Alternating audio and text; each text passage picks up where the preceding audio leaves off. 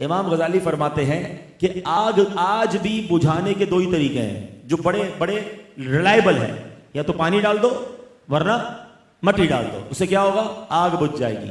امام غزالی کہتے ہیں جو بندہ وضو کرتا ہے، پانی نہیں تو تیمم کرتا ہے، یہ آگ یا یہ جو مٹی ہے نا جہنم کی آگ کو اس سے بجھا دے گی۔ اچھا ویسے جتنی بڑی آگ ہو اتنا پانی چاہیے، بڑے بڑے کنٹینر بڑے بڑے ٹینکر لگانے پڑتے ہیں تب جا کے آگ بجھتی ہے۔ وضو کا پانی تو بہت تھوڑا ہے، فرمایا اتنا بابرکت پانی ہے کہ یہ تھوڑے سے قطرے جو ہیں اس بندے کے لیے جہنم کی آگ کو بجھا دیں گے۔ پھر امام غزالی نے ایک اور بڑی پیاری بات فرمائی، آپ فرماتے ہیں کہ وضو کے 4 فرض کیوں ہیں؟ اور بھی تو کوئی فرض ہو سکتا تھا۔ دیکھو یہ صوفیاء کرام کی حکمت بھری باتیں ہیں۔ امام غزالی فرماتے 4 عذاب ہیں، وضو کے فرض کتنے ہیں؟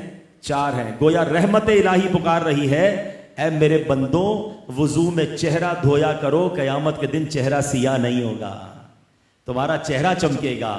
فرمایا اپنے ہاتھ دھویا کرو، تمہارا نامہ اعمال الٹے ہاتھ میں نہیں تمہارے سیدھے ہاتھ میں دیا جائے گا۔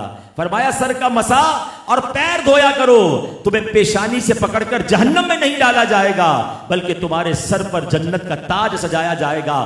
پیر دھویا کرو، تمہارے پیروں میں جہنم کی بیڑیاں نہیں پڑیں گی، تو پل صراط پر تمہارے پیر ڈگمگائیں گے نہیں، بلکہ پل صراط سے تم آسانی سے جنت میں داخل ہو جاؤ۔